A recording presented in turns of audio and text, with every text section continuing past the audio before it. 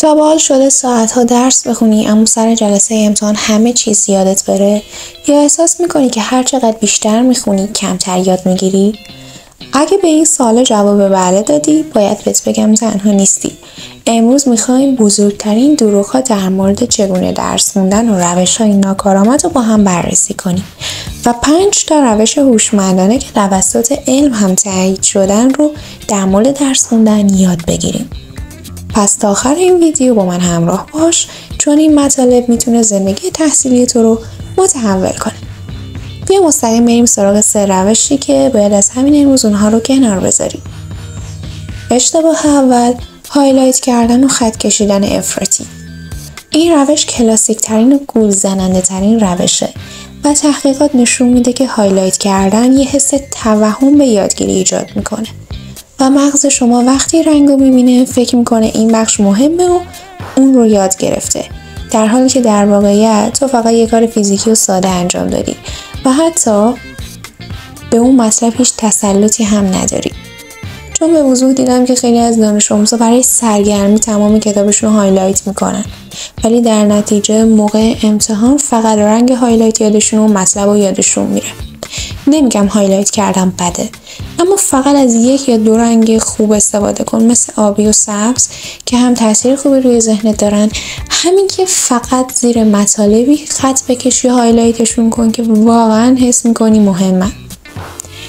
اشتباه دوم، بازخوانی مکرر و تکرار کردن زیاد مطالبه. اگه یه بار جواب نداد باز هم همون کار رو تکرار کن.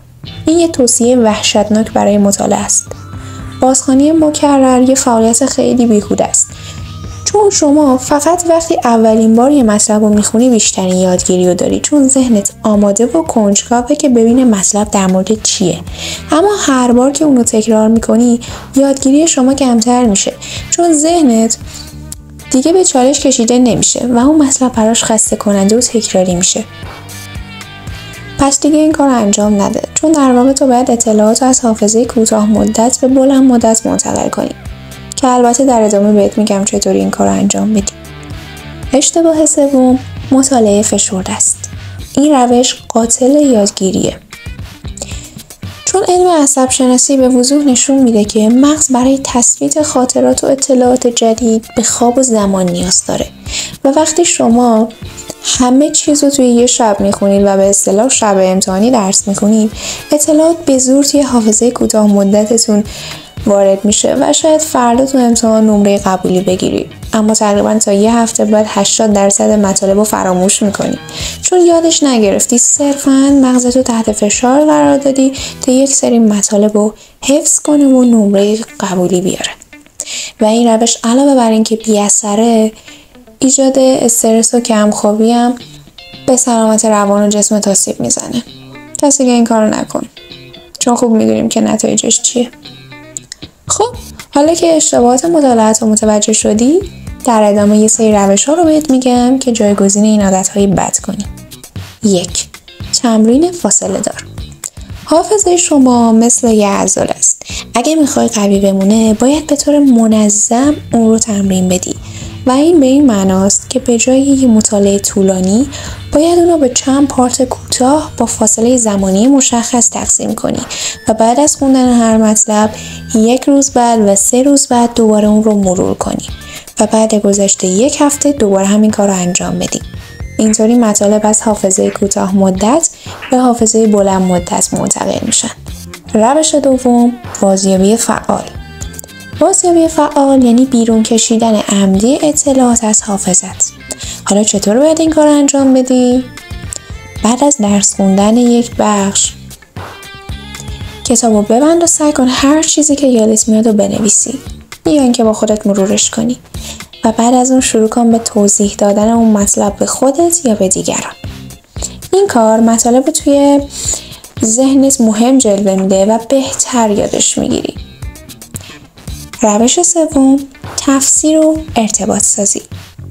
اگه یه مطلبی برات سخته یا متوجهش نمیشی، باید از یک سری شکل و نمودار برای فهمیدن و ساده کردنش استفاده کنی یا اونو به زندگی خودت ربط بدی.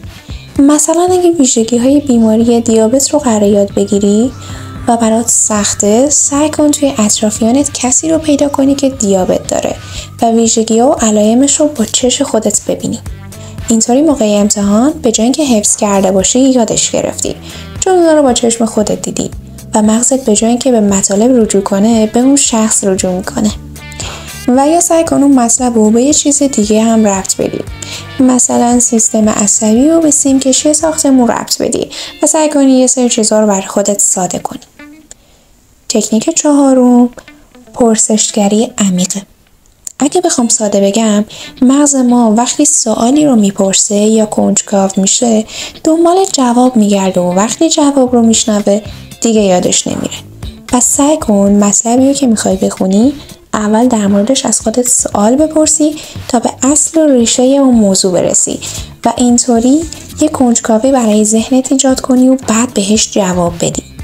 برای مثال فرض کن که در حال یادگیری مطلب تاریخی شکست ناپلئون هستی. اول از خودت بپرس چرا ناپلئون شکست خورد؟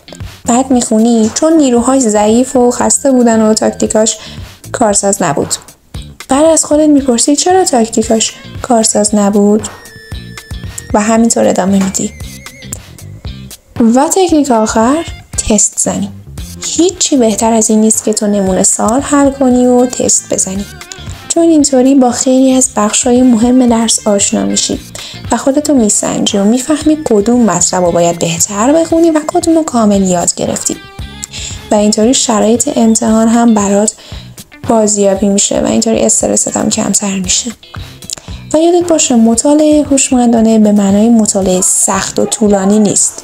و سپاس از اینکه تا اینجای ویدیو رو تماشا کردی. اگه میخوای به ورژن بهتری از خودت تبدیل بشی، چنل رو سابسکرایب کن و سعی کن هر روز یه نسخه بهتر از دیروزت باشی.